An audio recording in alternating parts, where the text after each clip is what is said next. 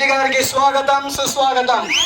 అలాగే వేదిక నుంచిన పెద్దలందరికీ కూడా ఉదయపూర్వ నమస్కారాలు తెలియజేస్తూ మండు టెండర్లను సైతం లెక్క చేయకుండా కాంగ్రెస్ పార్టీ మీద అభిమానంతో మా మీద అభిమానంతో ఇచ్చేసేటువంటి ప్రతి కాంగ్రెస్ కార్యకర్తకి నాయకులకి సిపిఎం కార్యకర్తకి నాయకులకి సిపిఐ కార్యకర్త నాయకులందరూ కూడా ఉదయపూర్వ నమస్కారం తెలియజేస్తున్నాను.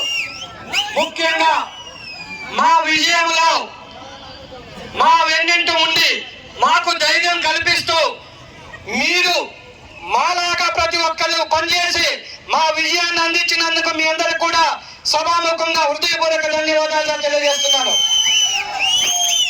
ఇక్కడ ఒక్కటి రఘురామరెడ్డి గారి గురించి చెప్పాలంటే వాళ్ళ ఫాదర్ సురేందర్ రెడ్డి గారు, ఆయన 4 సార్లు ఎంపీగా 5 సార్లు ఎమ్మెల్యేగా గెలిచిన వ్యక్తి. అలాంటి కుటుంబం నుంచి ఈ రోజు మనకి పార్లమెంట్ అభ్యర్థిగా మన ఖమ్మం జిల్లా వాసు అయినటువంటి రఘురామరెడ్డి గారు పోటీ చేస్తున్నారు. కాబట్టి మీరంతా కూడా కాంగ్రెస్ పార్టీ అనే హస్తం గుర్తుకు ఓటేసి గెలిపించాలి. ముఖ్యంగా మనలో ఉన్న అనుమానాలు విముక్త చేసిన పరిస్థితి ఉంది. ఇక్కడున్న బీఆర్ఎస్ ప్రజాప్రతినిధులు ఎవరైనా ఉన్నారో వాళ్ళు ఇచ్చిన స్టేట్మెంట్ కాంగ్రెస్ పార్టీ రక్త చరిత్రట. కాంగ్రెస్ పార్టీ రక్త చరిత్ర నిజమే, రక్త చరిత్ర. ఈ దేశం కోసం 2 ప్రధానులు రక్తాన్ని చిందించి వాళ్ళ ప్రాణాలు పోగొట్టుకున్న ఘనత కాంగ్రెస్ ది. అలాగే మేము పార్టీ మారుతాం పలా నాయకుడి దగ్గరికి వెళ్తున్నారు. మీకు నిజంగా సిద్ధశుద్ధి ఉంటే మీకు బీఆర్ఎస్ గవర్నమెంట్ లో మీకు టికెట్ ఇచ్చింది, గెలిపించింది, అవునా కదా? మీరు ఎందుకు పార్టీ మారుతున్నారో చెప్పాలి ముందు. అలాగే కాంగ్రెస్ పార్టీలోకి మేము వస్తున్నట్టున్నాం. మీరు కాంగ్రెస్ పార్టీలోకి రావాల్సిన అవసరం ఏంటి? మా కోసం కష్టపడ్డ కార్యకర్తలు నాయకుల కోసం తప్ప ఎవరిని కూడా పార్టీలో చేర్చుకునే అధికారం ఎవరికి లేదు. మా కోసం కష్టపడ్డ కార్యకర్తలు కావాలి తప్ప కొత్తగా పార్టీ వచ్చే నాయకులు మాకు అవసరం లేదు. మీ అవసరం కోసం రావాలనుకుంటే అది మీ భ్రమ మాత్రం తెలియజేస్తున్నారు. ఏదైతే పెద్ద తుమ్మల నాగేశ్వరరావు గారు కానీ శ్రీనివాస్ రెడ్డి గారు చెప్పారు ఒకటి, మనకెవరైతే పని చేయలేదో వాళ్ళు మనకు వద్దు, మనకు కావాలా?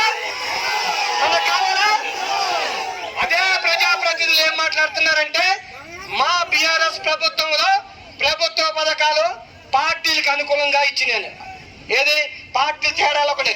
మరి ఆ ప్రజాప్రతిని గుర్తుంచుకోవాలా? ఇప్పుడున్న కరెంటు 200 యూనిట్లు పార్టీలకు అతీతంగా ఇస్తున్నారా లేదా? గ్యాస్ బండ పార్టీలకు అతీకిస్తున్నారా లేదా? ఇస్తున్నారు కదా. రుణమాఫీ పార్టీలకి అతీతంగా చేస్తున్నారు కదా. బస్సు ప్రయాణంలో వీళ్ళు టిఆర్ఎస్ పార్టీ, వీళ్ళు సిపిఎం, వీళ్ళు కాంగ్రెస్ అని మిమ్మల్ని ఎవరైనా అడుగుతున్నారా? ఇలాంటి అవాకులు పేల్చుకుంటా మళ్ళీ మా పార్టీలోకి రావాలనుకోవటం మాత్రం మీ భ్రమగానే మిగులుద్ది. ఎట్టి పరిస్థితుల్లో అలాంటి వాళ్ళ పార్టీలోకి రానేమని చెప్పి ఒకవేళ నాయకులు కనుక పార్టీలోకి వస్తే ఒప్పుకో, కార్యకర్తలు కనుక పార్టీలోకి రాగదలుచుకుంటే అక్కడున్న గ్రామాల్లో ఉన్న నాయకులు సంప్రదించి మీకు ఇష్టమైతే వాళ్ళ పార్టీలో చేర్చుకుంటాం తప్ప మీకు ఇష్టం లేకుండా ఏ పథకం వచ్చినా సరే పార్టీలకు అతీతంగా ఇచ్చేది ఏ ప్రభుత్వంలో ఉందంటే అది కాంగ్రెస్ ప్రభుత్వం అని చెప్పి మీకు తెలియజేస్తున్నాను. ఈ రోజు మనకి 6 పథకాలలో 5 పథకాలు మనకు వచ్చింది, మనందరూ తెలిసిందే. మన గవర్నమెంట్ బీఆర్ఎస్ గవర్నమెంట్ 7 లక్షల కోట్లు అప్పులు మన నెత్తి మీద పెట్టిన మన ప్రియతమ నాయకులు రేవంత్ రెడ్డి గారు, భట్టి గారు, శ్రీనివాస్ రెడ్డి గారు, తుమ్మల గారితో హయాంలో 6 పథకాలు కూడా అమలయ్యే దిశగా మనం పోరాడుతున్నాం. అలాగే రైతు రుణమాఫీ ఇవ్వలేరు రేవంత్ రెడ్డి గారు ఒకటే సవాల్ చేశాడు, ఆగస్టు 15 లోపు కనుక రుణమాఫీ కనుక చేయకపోతే కాంగ్రెస్ ప్రభుత్వమే కాదని చెప్పడం జరిగింది. రైతులకు రుణమాఫీ జరుగుతుంది. ఈ 10 సంవత్సరాలలో ఒక్క రేషన్ కార్డు వచ్చిందా? మనకి ఒక పెన్షన్ వచ్చిందా? ఒక ఇల్లు వచ్చిందా? ఉన్న ప్రజాపాలనలో మీరందరూ కూడా ఏమేమి కావాలో అన్ని కూడా అప్లై చేసుకున్నారు. ఈ ఎలక్షన్ కోడ్ అయిన తర్వాత ఖచ్చితంగా మీరు ఏదైతే అప్లై చేశారో అవన్నీ కూడా మీ ఇంటి దగ్గరకు వస్తాయని తెలియజేస్తున్నారు. ముఖ్య గృహ నిర్మాణ శాఖ మంత్రులు శ్రీనివాస్ రెడ్డి గారు మా మనకి ఎన్ని ఇల్లు కావాలా సత్యపల్లి నియోజకవర్గంగా ఉన్నారు. ఎందుకంటే ఈ ప్రాంతవాసి ఆయన కాబట్టి ఆయన అడిగే ప్రతి ఒక్కళ్ళు కూడా ఇల్లు వచ్చే విధంగా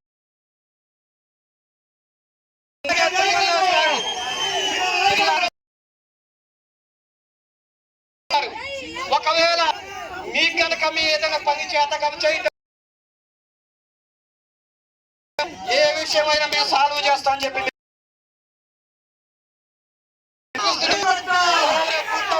మన ఖమ్మం జిల్లా మళ్ళీ చెప్తున్నాడు, మన పార్లమెంట్ ఎలక్షన్ లో మన అభ్యర్థి రఘురామ్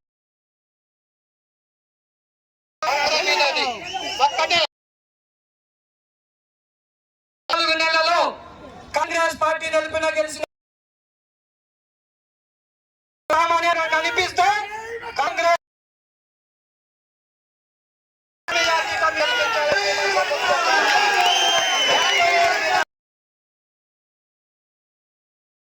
నిధులైనా సరే ప్రభుత్వం మీద ఒత్తిడి తెచ్చి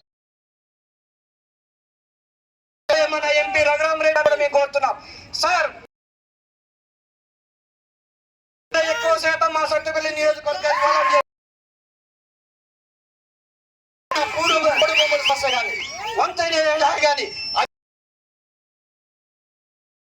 అని చెప్పి మిమ్మల్ని అనుకుంటూ మరొక ఎంపీడీసీ ఎలక్షన్ లా కానీ జెడ్పీటీసీ మీ గ్రామం నుంచి మీరే ఎన్నుకుంటా తప్ప ఏ విషయంలో కూడా